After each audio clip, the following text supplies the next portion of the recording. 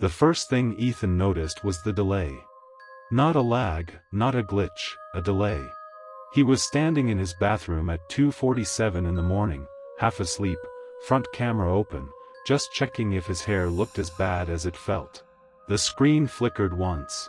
His reflection moved a half-second behind him, the way a shadow sometimes refuses to behave when the light bends wrong. He tilted his head left. The face on screen tilted left. Then stopped, mid-motion, like it had forgotten what it was supposed to do next. Ethan lowered the phone, blinked hard, and raised it again. Normal, perfectly normal. He told himself it was the lighting, the old bathroom tiles messing with the signal, his tired brain pulling tricks. He told himself that because the alternative wasn't something he was willing to look at yet. He went back to bed. He should have stayed there. By morning, the delay was gone. Ethan laughed about it over coffee, texted his friend Marcus something about haunted phones and bad Wi-Fi, then forgot it completely.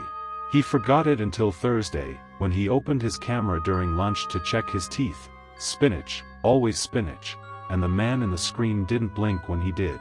He blinked first. Then the screen blinked, separately, independently. Like it wasn't mimicking him anymore. Like it had decided it didn't need to. Ethan's hand went cold. He slowly raised his left hand. The screen raised the right. Correct. Mirror image. He raised his right. The screen raised the right too. Wrong. Same side. The same hand, matching him like a twin rather than a reflection, and Ethan stood in that lunch crowd surrounded by noise and warmth and felt the bottom of his stomach drop out completely. He closed the app. Opened it again. Normal. The face looking back at him was his. Bleached with panic, yes, but his. Copying him beat for beat. He exhaled. He called it stress.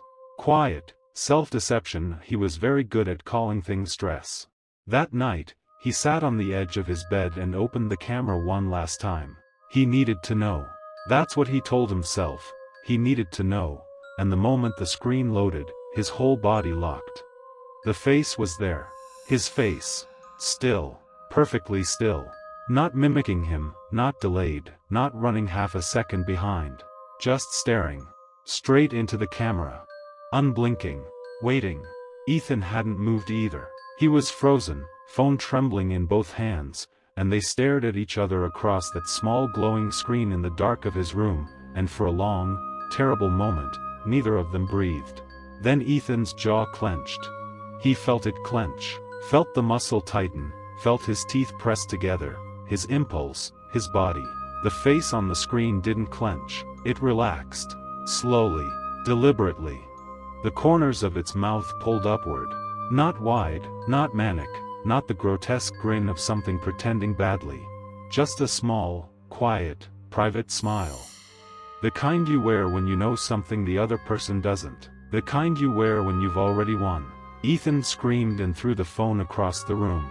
It hit the wall and landed face up. Screen still on. Camera still open. Hollow, dead, and in the dark, from across the room, the face was still smiling.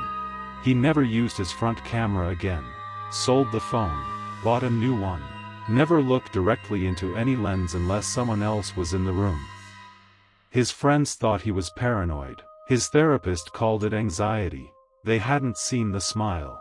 They didn't know that something had been watching him for weeks, not to copy him, not to scare him, but to study him, to learn him, piece by piece, blink by blink, learning what it would need to know, for when it was finally ready to step out.